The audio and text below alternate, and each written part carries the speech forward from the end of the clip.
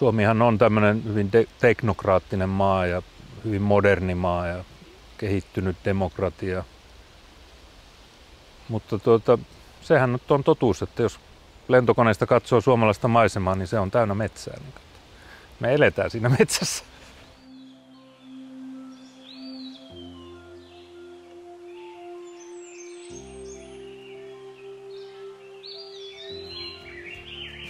Finland has proportionally the most forest cover among European countries, and indeed in the whole Northern Hemisphere. Its forests belong to the Northern Boreal Forest Zone. Finnish forest is monotonous, and there is a lot of it. I think the first time I saw Finnish forest is when I just arrived to Finland. I took the train from Helsinki to Joensuu, and I was amazed by the extent of the forest. I was sitting 5 hours, 6 hours in the train at that time, and I only saw forest and lakes. I think this was pretty amazing. Finnish forests were born over thousands of years as a result of slow change. While the trees are many, the species are few. The pine, the spruce and the birch comprise most of the Finnish forest.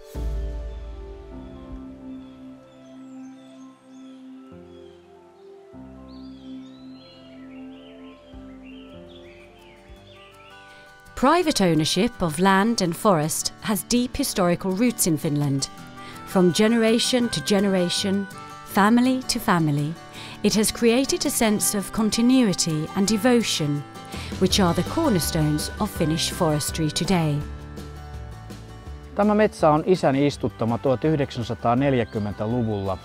Minä hakkautin sen viime talvena ja istutan nyt puita omalle pojalleni. Olen 13 sukupolvi tällä samalla tilalla ja olen tämän perinnyt isältäni vuonna 1995 ja aion säilyttää tämän metsän vielä paremmassa kunnossa omalle pojalleni. Forest money has helped build more cities, railroads and roads. It has opened access to higher education for whole generations. It has backed art and design and thus furthered their international success. In less than a century, it lifted a developing country on the European periphery to prosperity and steadfast democracy. Se kestävä kehitys tietyllä tavalla on niin meissä sisällä, että se perinteinen ajatusmalli, että ne metsät pitää jättää seuraavalle sukupolvelle paremmassa kunnossa kuin ne itse sai. Me olemme oppineet metsänhoidossa, harjoittaneet sitä pitkään ja siitä on saatu tehokasta ja taloudellista ja nykyisin myös hyvin ympäristöystävällistä. Huomioi luontoarvot kaikissa hakkuissa, mitä metsissä tehdään. Tässä esimerkkinä on esimerkiksi tällainen maapuu, mikä on etetty tällaiseen vanhaan metsään. Eli se lisää metsien monimuotoisuutta eliöstöllään huomattavasti. Eli arvostan tällaisia ympäristöjä kovasti. Forests have provided the staple of Finnish exports since the 17th century. Even today, 250,000 Finns out of 5 million earn their bread from the forest, directly or indirectly. Out of the top 10 forestry corporations in the world, 2 are Finnish. Finns have always argued among themselves about how their greatest natural resource should be used and managed.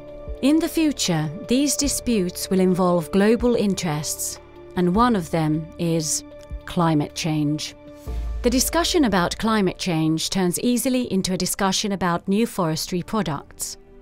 That is to say, how we can fight climate change with new products which enhance Finland's competitiveness, and at the same time, the well-being of the planet.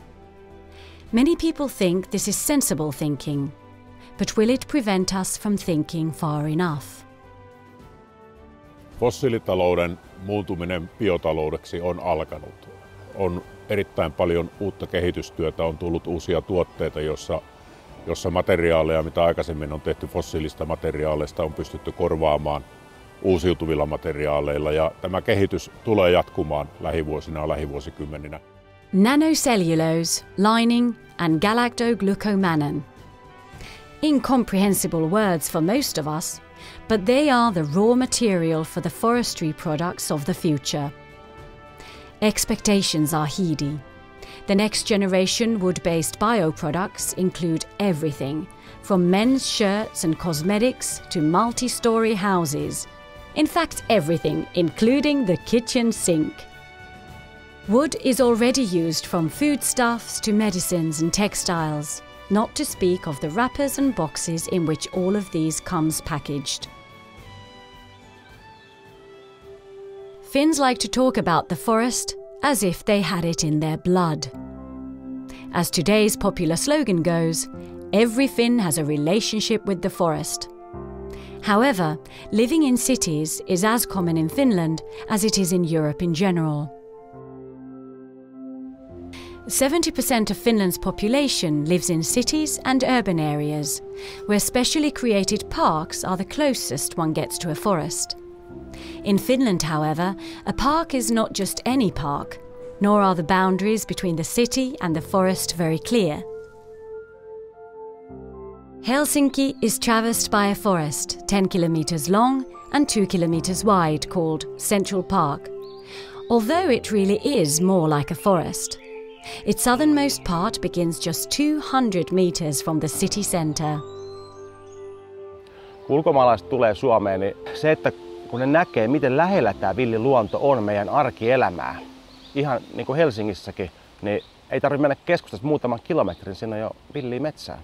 Eli käytännössä meidän keskuspuistokin Helsingissä niin on metsää. Tourists in Finland often marvel about the relaxed and fearless manner in which Finns go about in their woods.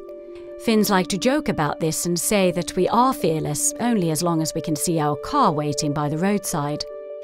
Today's forest is a wellness product with a myriad of meanings. It can mean blueberry picking, cottage life, high-tech industry, luxury holidays, or a top-class education system, in which forest money plays an important part. High technology doesn't mean that the idea of a noble savage has lost its appeal. It's just been adapted to fit the requirements of modern life. Ehkä mulle niin kuin kaupunkilaisuudessa se metsäläisyys niin näkyy myös semmoisena, että kun tulee talvia pimeä, niin me vetäydytään. Et se on ehkä sitä niin kuin metsäläisyyttä, mikä vielä meissä elää.